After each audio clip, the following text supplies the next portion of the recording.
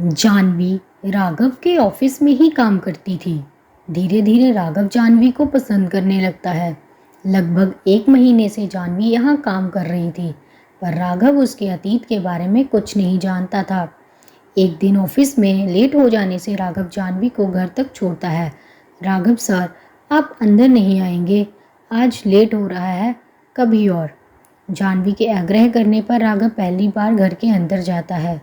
Sir, ये मेरी माँ है। तब तक चीकू, मम्मा आपका मैं कब से वेट कर रहा हूँ। इतना लेट क्यों? मेरी चॉकलेट ले आई हो?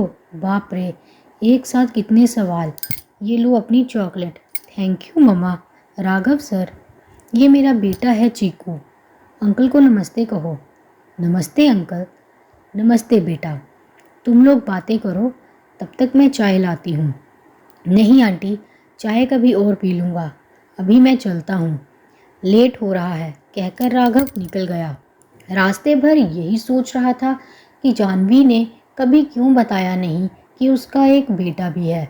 अगले दिन, जानवी, तुमने कभी बताया नहीं कि तुम्हारा बेटा है और तुम्हारे पति?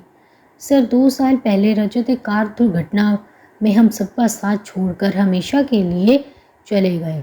तब चीकू 3 साल का था। ना जाने राघव के मन में क्यों जानवी के लिए प्यार उमड़ रहा था और उसने आज बोल दिया, जब से तुम इस ऑफिस में आई हो तब से मैं तुम्हें पसंद करता हूँ। तब मुझे तुम्हारे अतीत के बारे में नहीं पता था और आज तुम्हारे अतीत के बारे में जानकर भी प्यार कम नहीं हुआ। क्या तुम मुझसे शादी करोगी? मैं चीकू को पिता का पूरा प्यार दूंगा। सॉरी सर, मैं शादी नहीं कर सकती, मैं अपनी ज़िंदगी में खुश हूँ। कुछ ही दिन में जानवी ने वो जॉब छोड़ दी। राघव ने हार नहीं मानी। उसने जानवी के माँ से उसका हाथ मांगा और विश्वास दिलाया कि मैं जानवी और चीकू का पूरा ख्याल रखूँगा। माँ के बार बार आग्रह करने पर एक दिन जानवी ने शादी के लिए हाँ कह दी। जल्द ही दोनों की शादी हो जाती है। नया घर, नया माहौल, पर सब कुछ अच्छा था। चीकू भी राघव से घुल मिल गया था और वो अपने बेटे की तरह प्यार करता था। चीज़ें तब बदलने लगी जब राघव के ज़िंदगी में अपना बेटा वंश आ गया। राघव के व्यवहार में जाने अनजाने में सौतेलापन चीकू को नज़र आने लगा था। वंश 5 साल का हो गया और चीकू 8 साल का। जब भी चीकू कहीं जाने की बात करता तो राघव मना कर देता।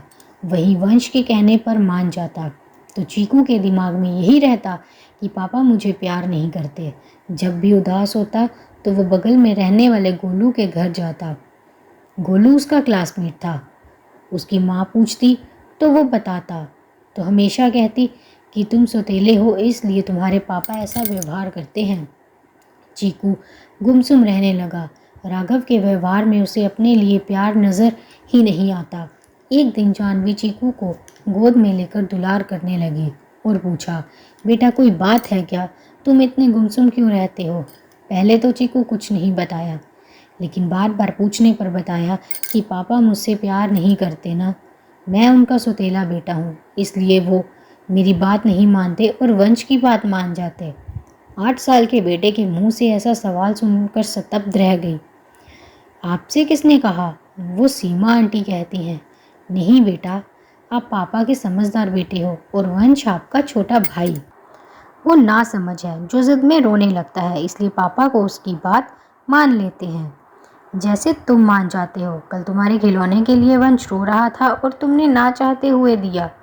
वैसे ही तुम्हारे पापा को भी ना चाहते हुए भी वंश की बात माननी पड़ती है। सच में पापा मुझसे प्यार करते हैं? हाँ बेटा, बहुत ज़्यादा। और वो जानवी के गले लग जाता है। जानवी को लगने लगा कि उसने शादी करके गलती तो नहीं की, पर अब चीकू के दिमाग में ऐसे विचार ना आए, इसके लिए मुझे कुछ करना होगा। राघव, मुझे आपसे बात करनी है। हाँ कहो। क्यों ना हम घर बदल लें? अचानक घर बदलने की बात क्यों कर रही हो? यहाँ पर सबको पता है कि चीकू आपका सौतेला बेटा है। नई जगह जाएंगे तो वहाँ किसी को नहीं पता रहेगा, तो कोई उसके सामने नहीं कहेगा, तो उसके दिमाग में नहीं आएगा कि वो सौतेला है। ठीक है, हम आज ही यहाँ से चले जाएंगे। कल वहाँ सबको पता चलेगा, तब कहोगी कि फिर घर बदल लें। कब तक घर बदलती रहोगी? जानवी रुआसी आवाज़ में, तो क्या करूँ मैं? उसे आपके व्यवहार में फ़र्क नज़र आता है। गुमसुम रहने लगा है वो। अभी चीकू जो देखना चाहता है वही देख रहा है। जाने अनजाने में मुझसे ही गलती हुई है। अब हमें दोनों बच्चों को ऐसा माहौल देना होगा कि बाहरी कोई उसके दिमाग में गंदगी ना डाल सके। हमें मुश्किलों से डरकर भागना नहीं चाहिए बल्कि सामना करना चाहिए। सही कहा आपने। मैं चीकू को लेकर थोड़ा घबरा गई थी, पर अब नहीं। अब हम यहीं रहेंगे। ये हुई ना बात, इसी बात पर अपने हाथों की ठंडी ठंडी लस्सी पिला दो। दोनों हंसने लगते हैं। दोस्तों, यदि आपको हमारी यह कहानी अच्छी लगी हो तो हमारे चैनल को लाइक, सब्सक्राइब और शेयर ज़रूर करें। धन्यवाद।